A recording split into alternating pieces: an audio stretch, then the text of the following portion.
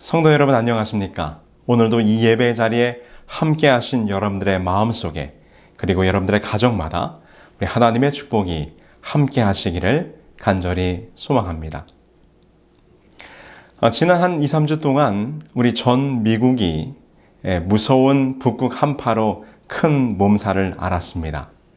여러분들도 뉴스를 통해서 소식을 접하셨겠지만 특별히 이 미국 텍사스에 불어닥친 역대급 눈폭풍으로 인해서 우리 텍사스 지역에서 아주 큰 피해가 속출했다고 하는 소식을 다들 알고 계실 것입니다. 이번 겨울 폭풍이 텍사스에서는 최저 기온으로 기록된 1909년의 기온을 갈아치우면서 우리 역사상 가장 추웠던 겨울로 기록에 남게 되었다고 합니다.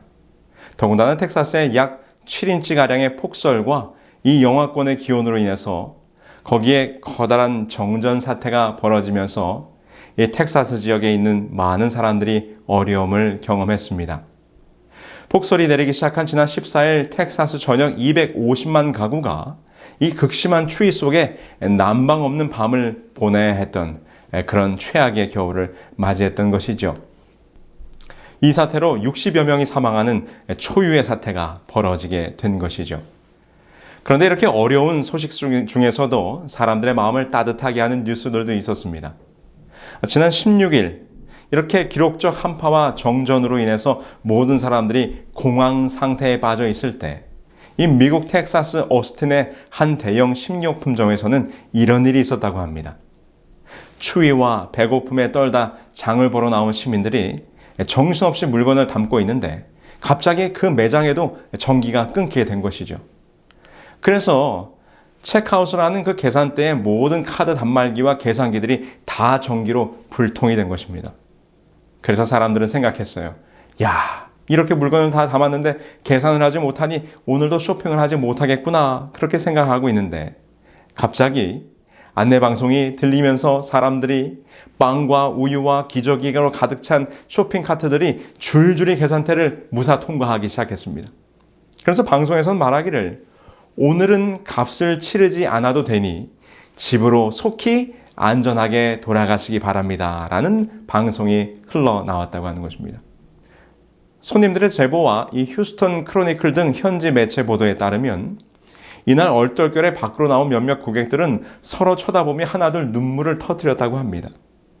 이어서 빙판이 된 주차장에서 서로 다른 사람들이 흘린 물건들을 주워주기도 하고 차를 밀어주기도 하면서 아주 훈훈하고 정감 넘치는 장면이 연출이 됐다고 하는 것이죠. 고객들은 며칠이 지난 후에 이 그로서리 마켓에 물건값을 치르겠다고 했지만 그 업주가 사양했고 그러자 사람들은 그 물건값을 이 마트의 이름으로 수많은 불우이웃들에게 기부하는 운동이 일어났다고 합니다. 또 이런 일들도 있었습니다.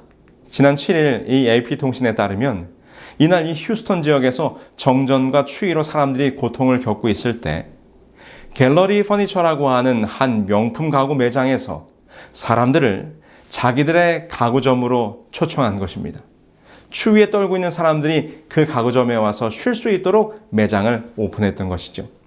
사연은 이렇습니다. 휴스턴 교회 이동식 주택에서 살던 티나 라우스는 이날 새벽 4시 30분경 정전이 되면서 극심한 추위에 시달리다가 어린 자녀 3명과 함께 바로 이 가구점을 찾아서 그 가구점에서 그날 밤을 무사히 따뜻하게 보낼 수 있었다고 하는 것입니다. 사람들이 이곳을 찾아올 때 이곳 주인은 언제든지 이곳을 와서 편히 쉬라고 하면서 두 팔을 벌려 그 어려움에 처한 사람들을 도와주었다고 하는 것이죠. 지난 16일에도 300명이 넘는 사람들이 들어와서 이곳에서 그 추운 겨울밤 잠을 청한 것으로 언론에 보도가 되었습니다.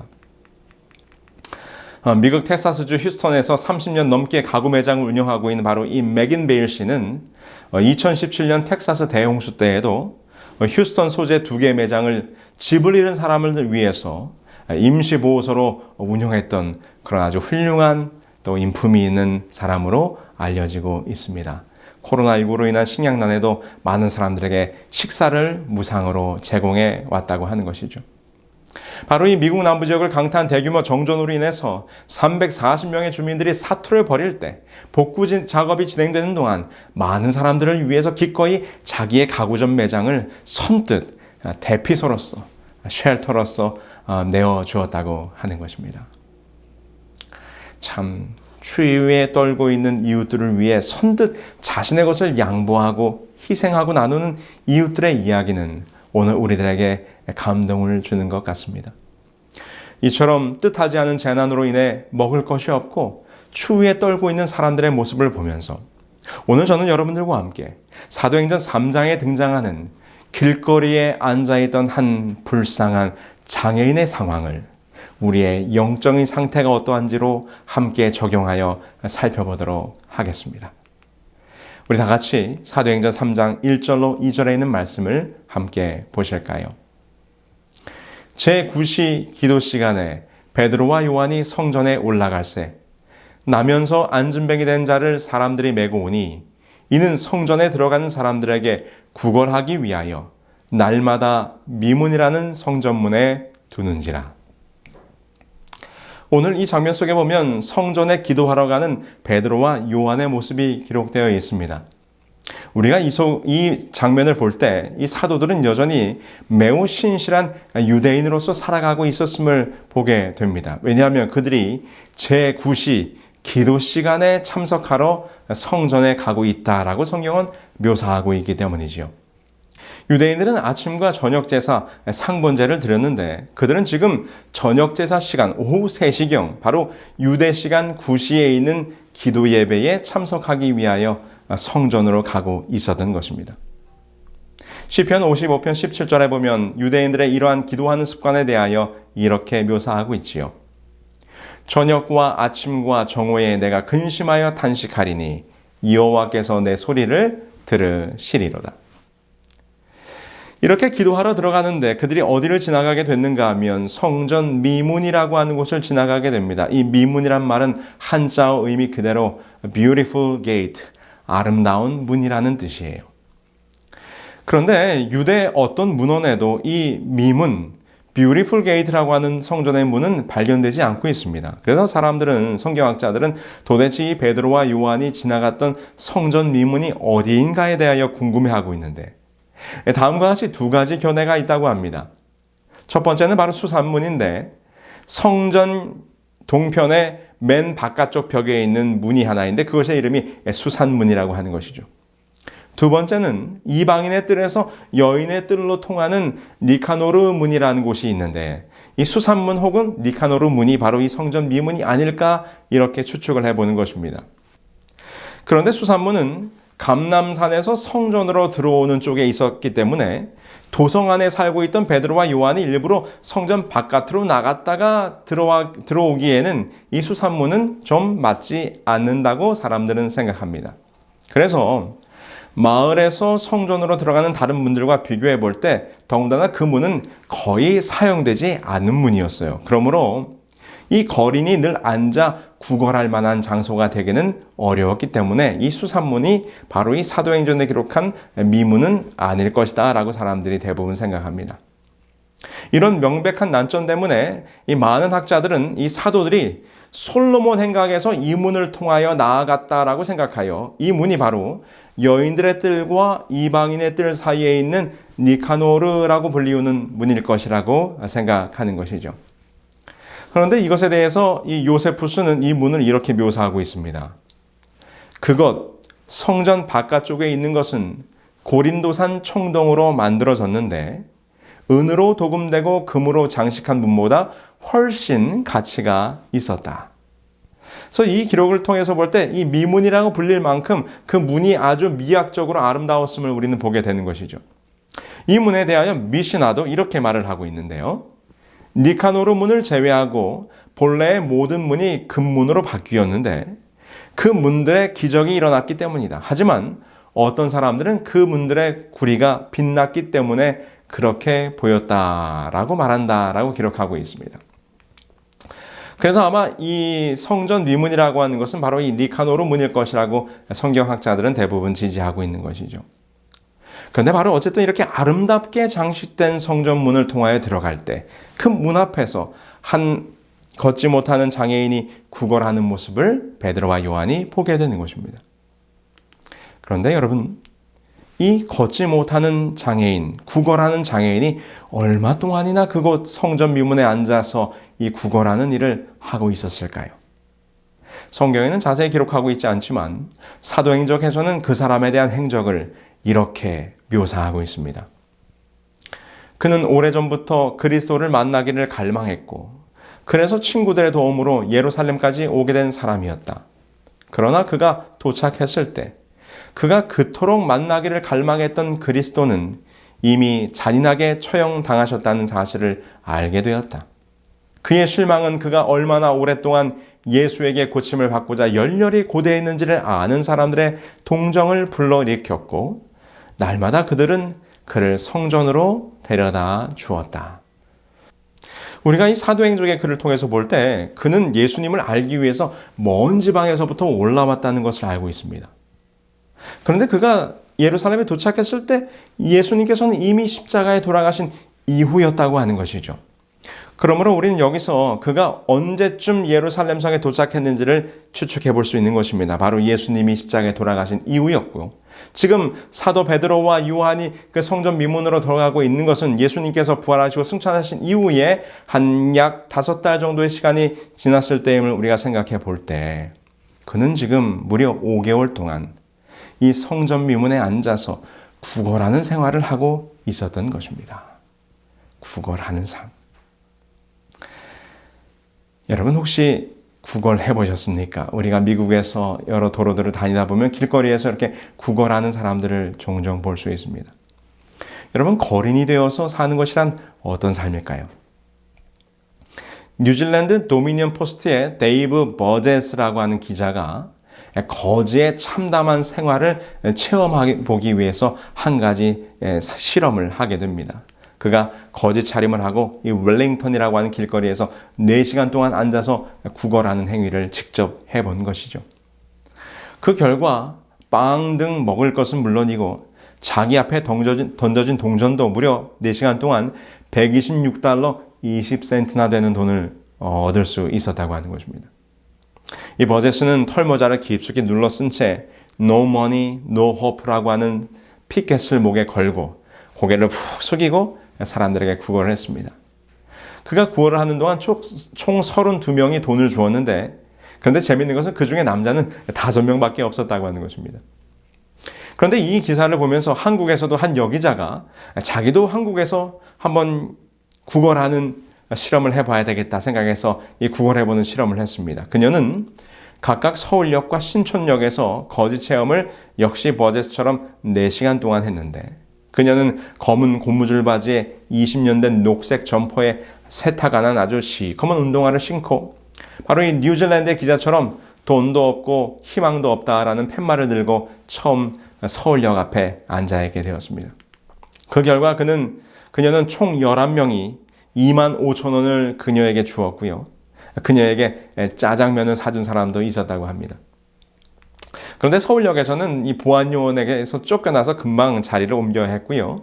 그 이후에 신촌역으로 가서 그가 이 거지의 행세를 실험을 더 하게 됐는데 그녀가 그의 기사에서 이렇게 썼어요. 엉덩이에 냉기와 빗물이 스며들어 얼얼했다. 서울역에서는 아무도 신경 쓰지 않았는데 신촌 젊은이들은 이 기자를 흘끼들끼 쳐다봤다. 그녀는 부끄러워 고개를 묻고 팻말로 얼굴을 가렸다. 30분 동안 스쳐 지나가던 구두, 운동화만 쳐다봐야 했다. 하이힐은 그녀 앞을 빠르게 지나갔다. 이따금 할머니 할아버지의 구두가 멈칫하고 이 핏말 앞에 서서 그녀를 보면서 관심을 보이기도 했다고 그녀는 기록했습니다. 그녀가 앉아있던 4시간 동안 그녀는 고개를 들 수가 없었어요. 비록 거제 체험을 하는 실험이었지만 그녀는 정말 자기가 거린이 된 것처럼 고개를 들 수가 없었습니다. 부끄러움 때문에. 그래서 무엇만을 바라봤어요? 4시간 동안 자기 앞을 지나가는 사람들의 발 뒤꿈치만을 바라보았다는 것입니다.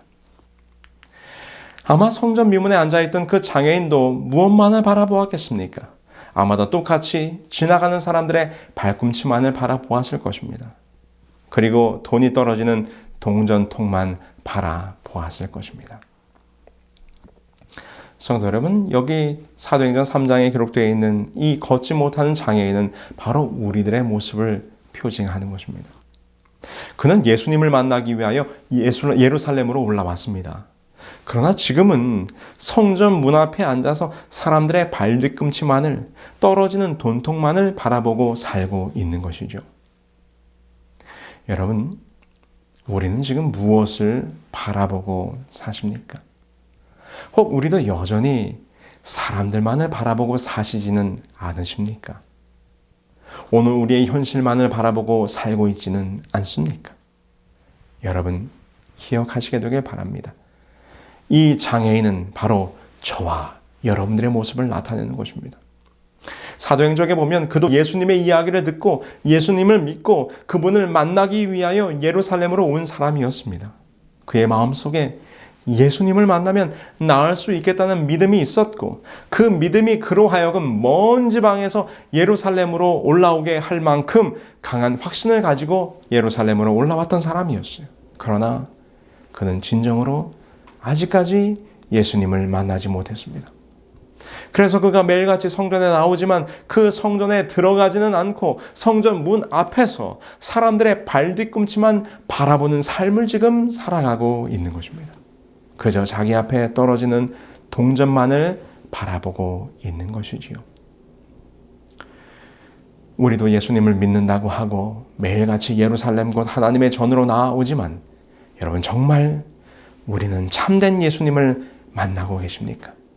진정 성소 안으로 들어가서 그분의 보좌 앞으로 나아가는 경험을, 그래서 그분을 직접 만나고 그분을 체험하는 경험을 우리는 우리의 삶 속에서 하고 있는가?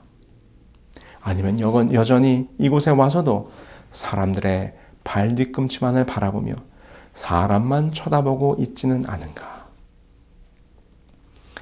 성도 여러분, 아무리 우리가 백날 성전에 나와서 사람들을 쳐다봐 봐야 그는 여전히 걷지 못하는 안진뱅이일 뿐입니다. 그 말의 의미는 결코 변화되지 못한다는 말입니다. 여러분, 그럼 우리는 오늘 성전에 나와서 무엇을 바라보아야 합니까? 그렇게 사람들의 발 뒤꿈치만을, 돈통만을 바라보던 그 거린을 향하여 베드로와 요한이 이렇게 말합니다.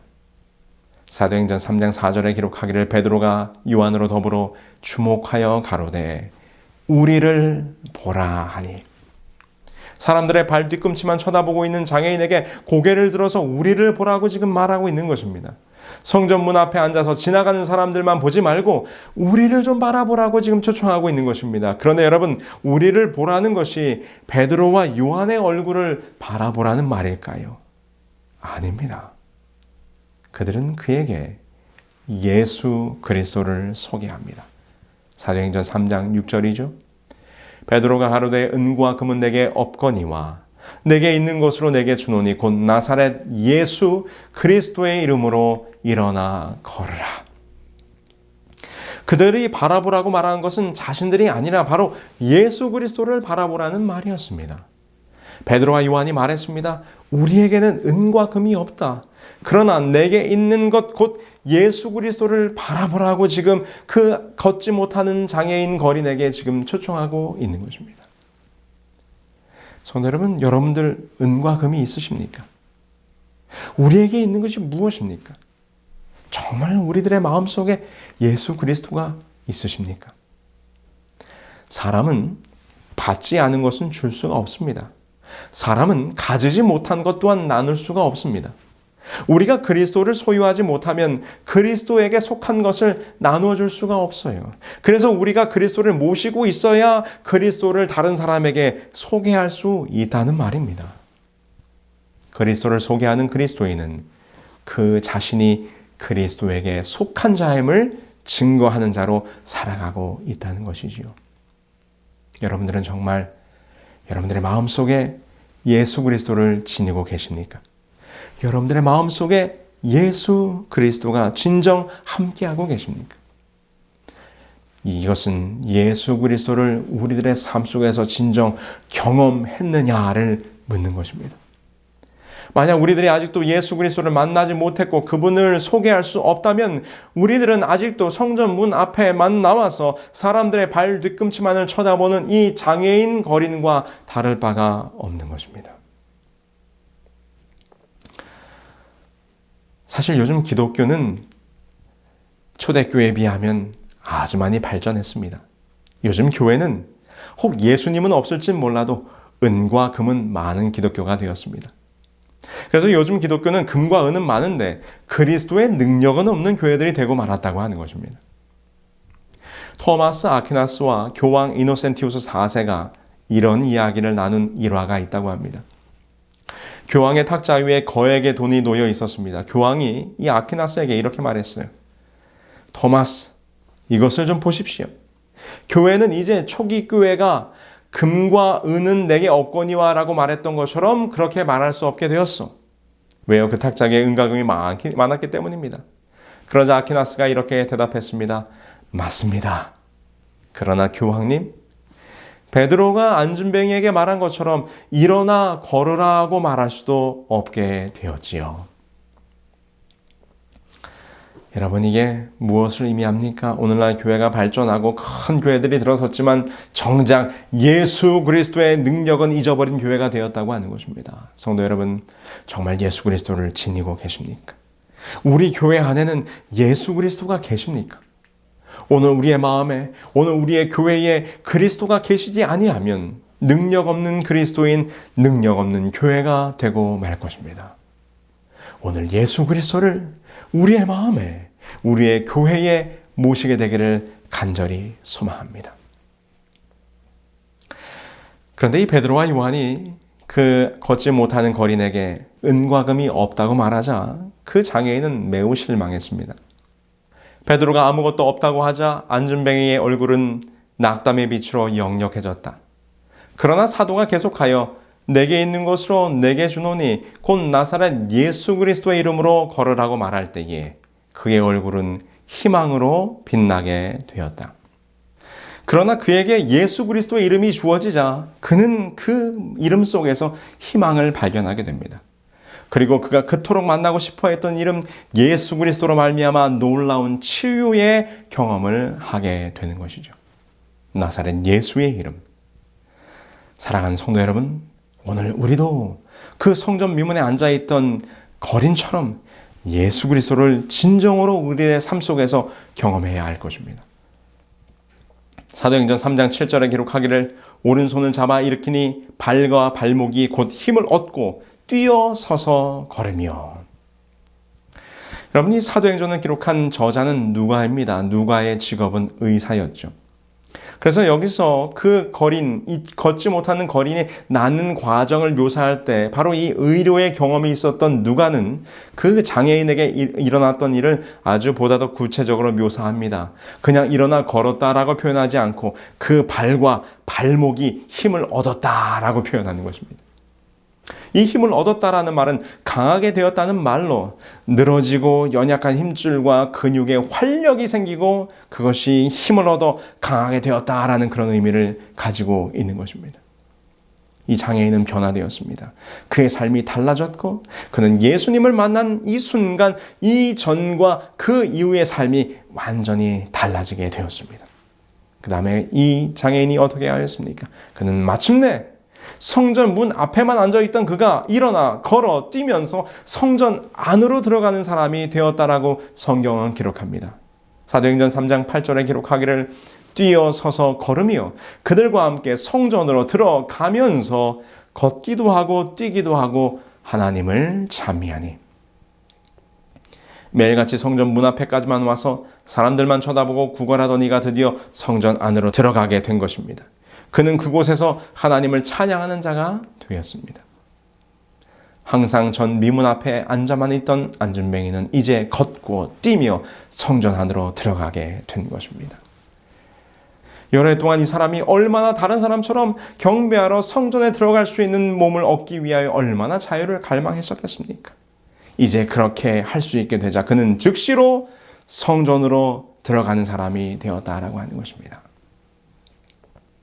아까 거짓 체험을 하던 여기자의 이야기로 돌아가 볼까요? 그녀가 앉아있을 때 오후 3시 20분쯤 이임숙이라는 분이 다가와서 그녀에게 1,000원을 쥐어주었습니다. 그리고는 얼마간 가다가 다시 돌아와서 그녀가 너무나 딱해 보이는지 그 옆에 같이 쪼그려 앉았습니다. 그러자 다른 행인 최은숙 씨라는 분이 또 다가왔어요. 이 씨와 최 씨가 서로 이 기자의 손과 볼을 만지면서 함께 울기 시작했습니다. 그러자 사람들이 웅성웅성 모여들었습니다. 그녀가 이렇게 말했어요. 딸아, 여기 왜 이러고 있니? 너 이렇게 힘들게 한 게 뭐니? 내가 이렇게 나온 용기면 무슨 일이든 할 수 있어. 해결 방법을 찾자.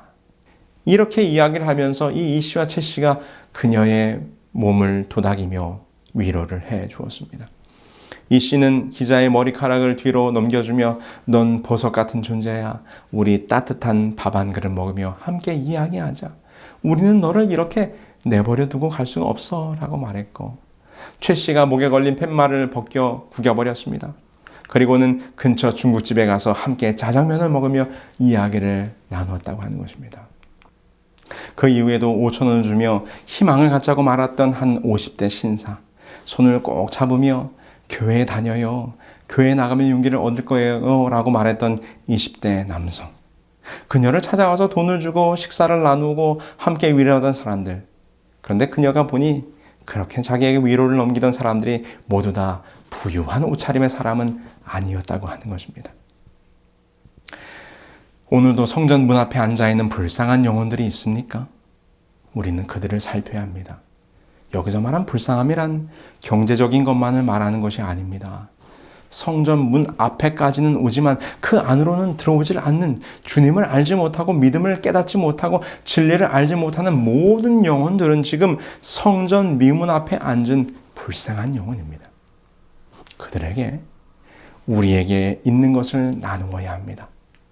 우리에게 금은 많지 않습니다. 은도 넉넉하지 않지요. 돈이 많은 것도 아니요, 권력이 있어 이를 해결해 줄 수 있는 것도 아니지만 오늘 우리에게 있는 것을 나눠주는 삶을 살아야 하지 않겠습니까? 그것은 곧 예수 그리스도 뿐만 아니라 오늘 우리도 여전히 하나님의 전 안으로, 하나님의 품 안으로 들어가지 못하고 지나가는 사람들의 발 뒤꿈치만 쳐다보고 있다면 우리 또한 불쌍한 사람입니다. 교회에 와서 사람들의 발 뒤꿈치를 바라볼 이유가 없는 것이죠. 사람들의 발 뒤꿈치를 아무리 쳐다본들 아무것도 해결되는 것은 없습니다.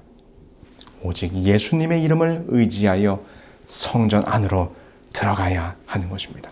하나님께로 당신의 능력을 의지하여 나아가야 하는 것이죠. 우리가 그러하기로 마음먹을 때 우리의 연약한 영혼이 힘을 얻어 다시 힘차게 일어서 걸어갈 수 있을 것입니다. 성전 문 앞에 앉아있는 자가 되지 말고 성전 문 안으로 들어가는 자들이 되어 또 다른 성전 문 앞에 앉아있는 자들을 성전 안으로 인도할 수 있는 자들이 되게 해달라고 오늘 우리가 기도해야 하지 않겠습니까? 사랑하는 성도 여러분, 성전 문 앞에 앉은 자가 아니라 성전 안으로 들어가는 자가 되게 해달라고, 또 다른 성전 문 앞에 있는 자들을 성소 안으로 이끌 수 있는 자가 되게 해달라고 오늘 우리 주님 앞에 간절히 기도하는 우리 모두가 되길 바라면서 오늘 말씀을 마치겠습니다.